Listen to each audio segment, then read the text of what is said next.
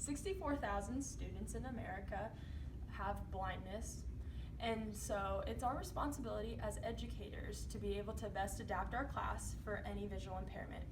Let's go on a tour and learn about how to best adapt our class.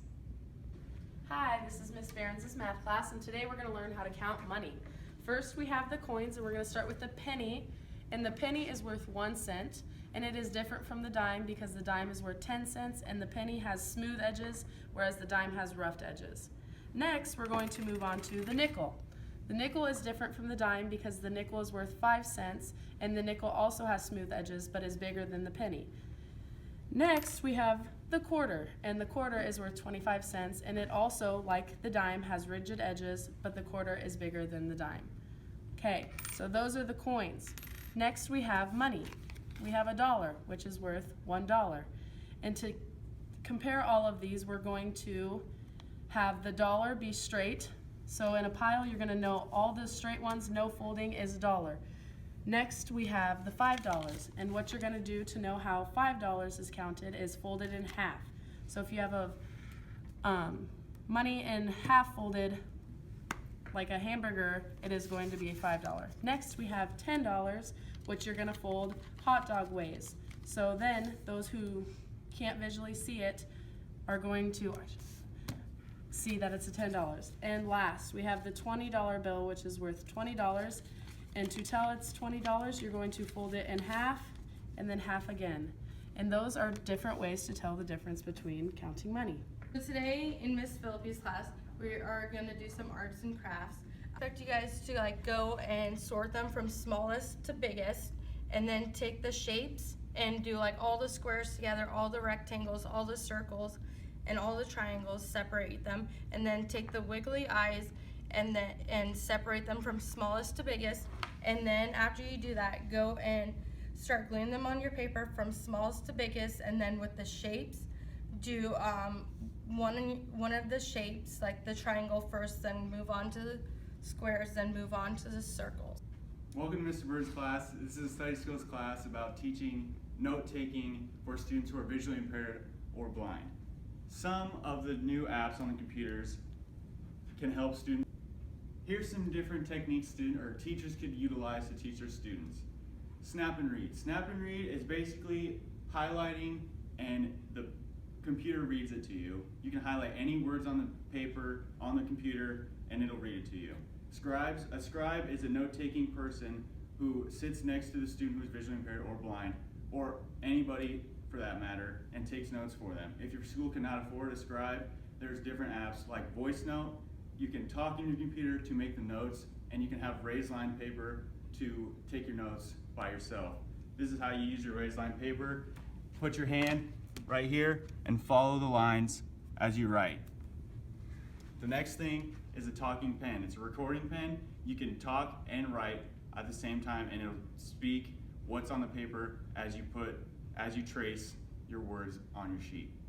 And the last thing is, every textbook that a school purchases has an audiobook for free on the website, and the students can use this audiobook at home to use their homework. Hello, welcome to Miss Johnson's physical education class, and today I'll be talking about how to adapt the class for visually impaired or blind students. And there's a lot of different ways to adapt the class, but here are some of a few ways to help. So the first one is making sure that the students know their boundaries. So using a tactile board where they can feel the layout of the gym. So if you're going to be playing volleyball, making sure they know where those lines are at, using cones so they can see visually if they are visually impaired. Or if you're on a soccer field, knowing where the players are at so they can touch and feel. Another thing is showing the students on how to do the exercise or the activity. If they need to be able to throw a ball, physically showing them, like having their arm on yours and showing how to do the movement, because they aren't able to necessarily see it. And then also having a buddy, so a guide, pairing them up with a student, allowing them for more social interaction and being able to tag along because they aren't necessarily able to see. There's a couple different games that I found that I think my students would enjoy. So the first one is beep ball. The game is called beep baseball. All players, with the exception of the pitcher, who is not visually impaired, wear blindfolds so those with partial vision don't have an advantage. You always throw it underhand and you don't throw it overhand like you would a baseball. There are 6 defenders and only 2 bases. If the batter gets to the base, a padded cylinder that buzzes before the ball is fielded, that's a run.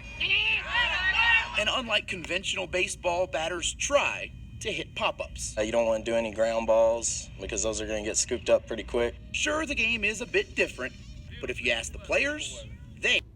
Another one is under the net volleyball. So the net would be lower, and you can also put a sheet over the net so then students are all at a similar advantage.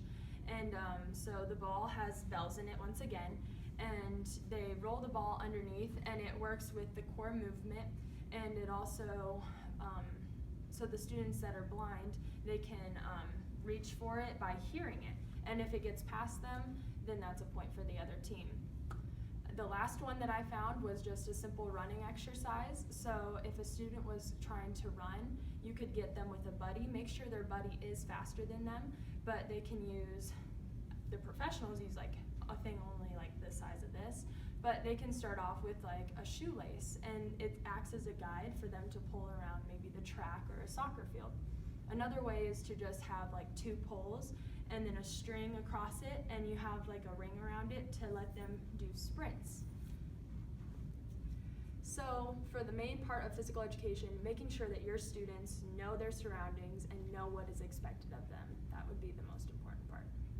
Studying for history tests to writing papers, and it has been a wonderful experience, but I have noticed that there needs to be some serious inclinations and advancements in the classroom, and there needs to be good communication between the professors or teachers and the student. A couple things that I noticed is lighting in the classroom needs to be good. A lot of these students can see silhouettes if an appropriate amount of light is there. Another thing is that you need to have consistency within the classroom, and if you move something or something has changed, please notify that student. I think that's really important.